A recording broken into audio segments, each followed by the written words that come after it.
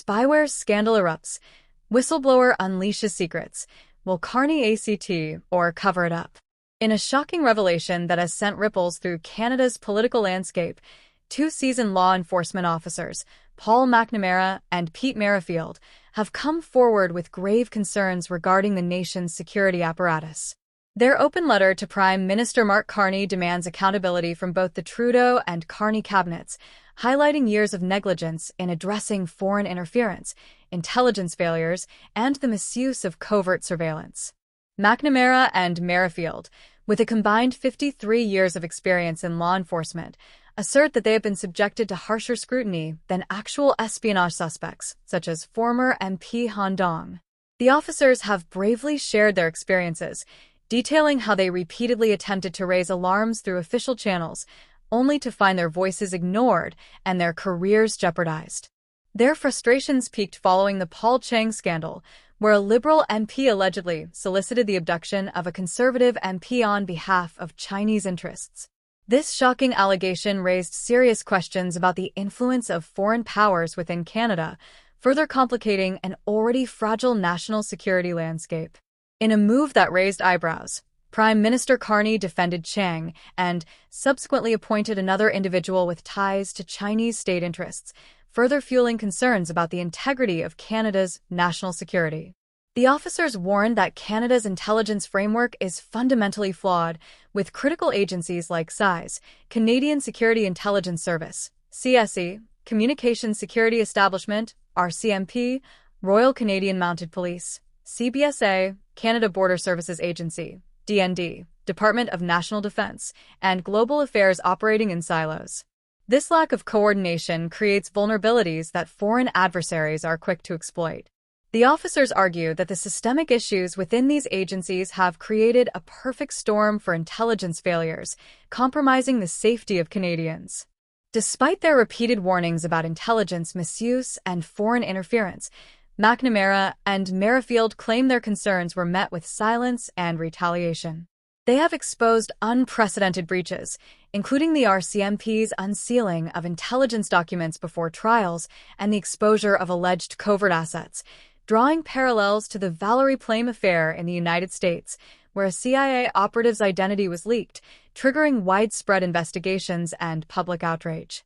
In their letter, McNamara and Merrifield outline a series of failures by key ministers, including Bill Blair, Marco Mendicino, and Dominic LeBlanc, who have either ignored or mishandled serious warnings about national security. The officers describe a culture of negligence that pervades the upper echelons of government, where critical information is either suppressed or mishandled. Internal complaint processes are described as deeply flawed, with CSIS holding the power to decide whether its actions warrant investigation. This systemic rot, they argue, has led to negligence and deliberate obstruction, preventing accountability and reform. The officers' ordeal began with a drop of bad intelligence that tainted everything it touched. They recount a troubling experience where disinformation and misinterpretations led to false accusations of treason against them. Despite their cooperation with intelligence agencies, they found themselves targeted, interrogated, and stripped of their security clearances. The fallout from these events has been devastating, with reputations tarnished and critical information withheld from the RCMP, which has further complicated ongoing investigations. The officers liken their plight to a toxic spill, where misinformation has contaminated the entire system, making it impossible to trust the intelligence being generated and shared. The catalyst for their public outcry was the unjust termination of a colleague's contract, a decision they deemed to be retaliatory and unfounded. This incident prompted them to demand accountability from the government.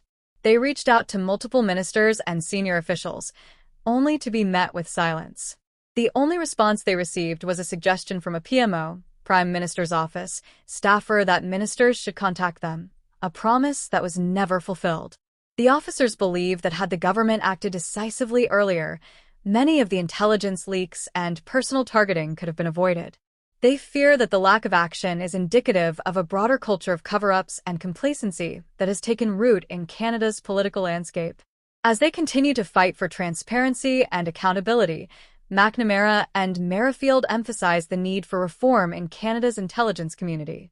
They highlight the improper deployment of surveillance tools, such as operational data interceptions, ODIs, which have compromised the privacy of individuals without proper authorization. The applications for these tools were riddled with errors, showing a careless disregard for the protocols meant to protect citizens' rights. The officers assert that the unchecked use of surveillance technology is not only a violation of privacy, but also a dangerous precedent that could lead to further abuses of power within the government. This moment represents a critical juncture for Canada. The Prime Minister must demonstrate leadership and take decisive action to address these alarming issues, or he risks losing the trust of the Canadian public. The officers argue that the current government's inability to acknowledge and rectify its shortcomings presents a significant threat to national security. As citizens prepare to head to the polls, they must be aware of the government's track record, which includes surveillance abuses, cover-ups, and a troubling history of inaction. The call for accountability is not merely a personal crusade for McNamara and Merrifield. It is a plea for professionalism and integrity within the government. They argue that the current state of affairs is untenable and that Canadians deserve leaders who prioritize transparency and accountability over political expediency. If those in power cannot fulfill their responsibilities, they should not remain in positions of authority. The future of Canada's national security hangs in the balance, and it is up to the electorate to demand the transparency and accountability that has been sorely lacking. In conclusion, the ongoing spyware scandal is more than just a series of alarming revelations. It is a wake-up call for Canadians. The public must engage with these issues and hold their leaders accountable for their actions. The time for action is now, and Canadians must vote with clarity, ensuring that their leaders are held to the highest standards of integrity and responsibility. As the political landscape evolves, the ability of the government to effectively address these concerns will define its legacy and the future of national security in Canada. The citizens' voices are crucial in shaping a government that respects the rule of law and prioritizes the safety and security of its people over political agendas.